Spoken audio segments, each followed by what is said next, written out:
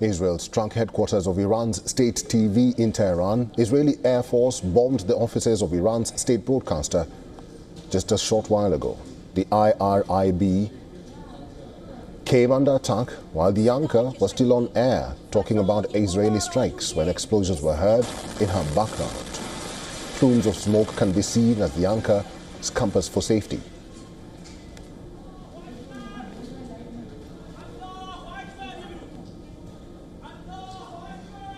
آنچه که ملاحظه کردید، صدایی که شنیدید، فضای غبارآلوده استادیوم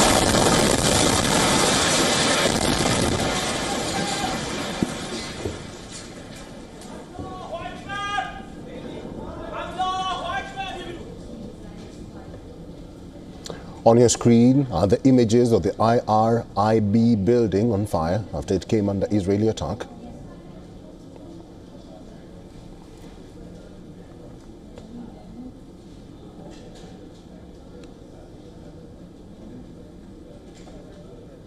However, shortly after the strike, state TV anchor was seen back on live broadcast.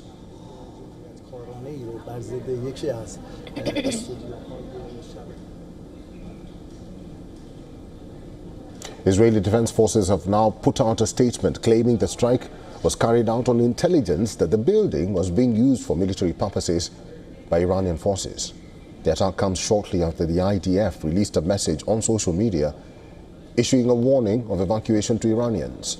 The IDF posted an evacuation alert for Iranians in Tehran's District 3 in particular. The statement by Israel was released in Persian. Israel's evacuation orders impacted over 33,000 people in that area. It is important to note that Tehran's District 3 is an affluent neighborhood. Apart from the IRIB headquarters, other key buildings in that area include the headquarters of Iran's Defense Ministry and Defense Research and Innovation Organization.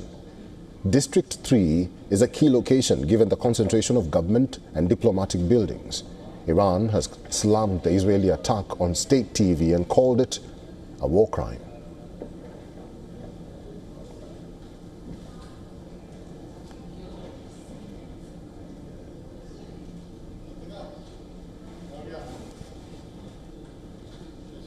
All right, let's head live to Israel, and we understand that Israel's ambassador Danny Danon, that is actually at the United Nations. Israel's ambassador Danny Danon is speaking to the media at the United Nations headquarters. Let's just listen in.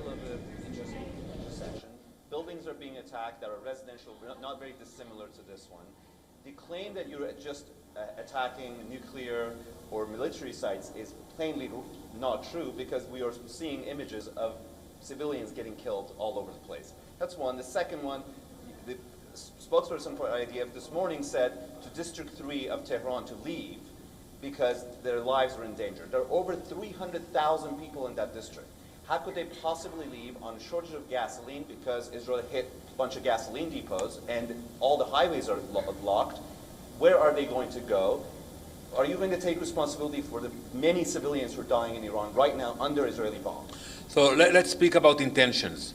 We are doing everything within our power to minimize civilian casualties. We aim targets that connected to the regime. And if there are civilian casualties, we regret that. Iran, on the other side, is doing exactly the opposite. They send those ballistic missiles into the cities. And unlike, we had a conflict with Iran a few months ago. Back then, they were targeting military bases, Air Force bases. This time, it's a different case. This time, they are targeting the cities. So we try to minimize. And yes, if we can give a warning to civilians to move from those areas, we are doing it, because we have nothing against the Iranian people. And I want to be clear about it. We pray for the Iranian people. We care about the Iranian people. We know that they are oppressed by this regime, and we hope that the day will come that we can work with them, like what we did with them 46 years ago before the revolution. So we will do everything we can to minimize civilian casualties. But as you said, it's a war, and we have seen what happened in our cities. So we will continue to target the military sites in Iran. The defense secretary of your home government said the Iranian people in Tehran will pay the price. You clearly don't intend not to. No, he clarified his words, and here I'm telling you very clearly, we have nothing against the people of Iran. Do you think it matters your intention when they're dying under your bombs? Well, as I told you earlier, we are targeting military sites, we are targeting the facilities of the IRGC, the nuclear reactors, not like what the Iranians are doing. Please, Eddie. Thank you very much, Mr. Ambassador. Two questions. First, the head of the Atomic Energy Agency, Rafael Grossi, said today that Israel had not hit the underground nuclear facility at Natanz. I believe you had said at the Security Council meeting on Friday that the facility had been destroyed and enabled. What is Israel's assessment of that? And secondly, you just said that you're trying to get information out to the Iranian people about Israeli targeting, and yet Israeli planes hit the TV station, the main television station of Iranian television, which the UN spokesman just criticized, saying media outlets should not, and journalists should not be targeted.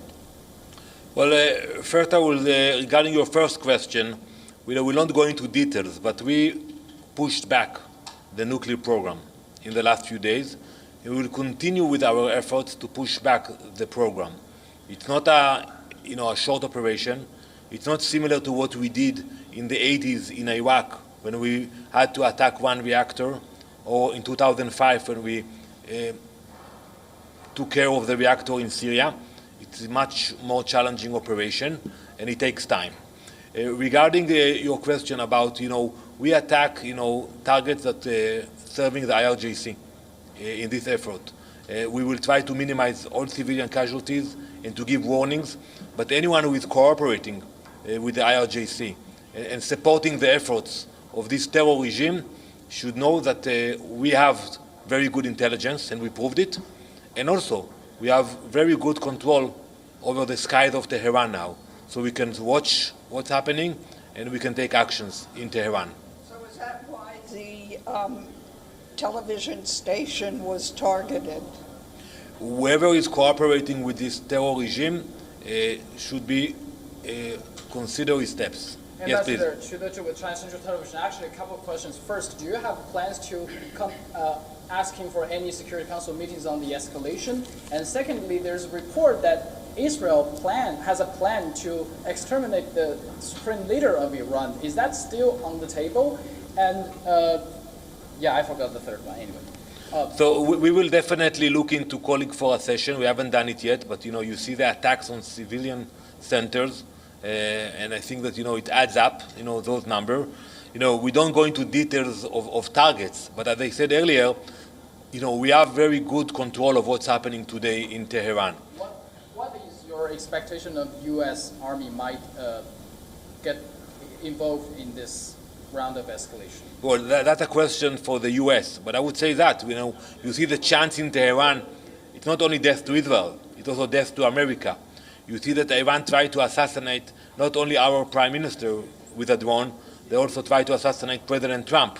So Iran is a threat not only to Israel, and I think many countries realize that, and you can hear it on private talks with many PRs here, that they're actually thankful for Israel of fulfilling this task of dealing with this terror regime. Mr. Ambassador, Yes, Stefano last question, please. Yes. Stefano Vaccara, Ital Press, La Voce di New York. President Trump in Canada just said that Iranian contacted him to find a way to stop this war. He was asked, "What are you going to do it?" He said, in the beginning, he said it was now late, but my question to you is, what has to happen for Israel to agree for peace talk with Iran now? So there's a saying in Farsi that you can do something with your hands and do something different with your legs. Maybe you can help me with the translation. So we need to see what are the actions of the Iranian regime is. Just to say it's not enough, because we saw in the last decades that they are master of deception. They know how to play the game, to buy time.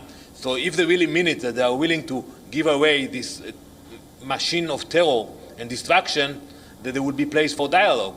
But if they are trying to buy time and to play the game, we are not there. Thank you very much. Yes, Yor. Yeah, thank you. Abdulhamid Salam from the Arabic Daily of Quds al-Arab. In 1 week, Mr. Ambassador, Israel attacked Syria, kidnapped 7 people. They attacked Lebanon and killed some civilians on the ground. They attacked Yemen also, in addition to the genocidal war in Gaza and the West Bank. Now you're displaying this building. If we want to display the buildings you destroyed in Gaza, how many pictures we need of that? And do you think that Israel is an international law-abiding country? Absolutely, yes. And I will answer your question that every example you gave, you should ask yourself, who started? When you look at Gaza today, and there is suffering in Gaza, no one can ignore it. But who started it? There was a ceasefire on October 7th. It was peaceful. Hamas started it. When you look at what happened with Lebanon and Hezbollah, they started to join Hamas and started a fight with us. And when you look at Iran today, they decided to spend billions of dollars on nuclear capabilities and ballistic missiles in order to exterminate Israel.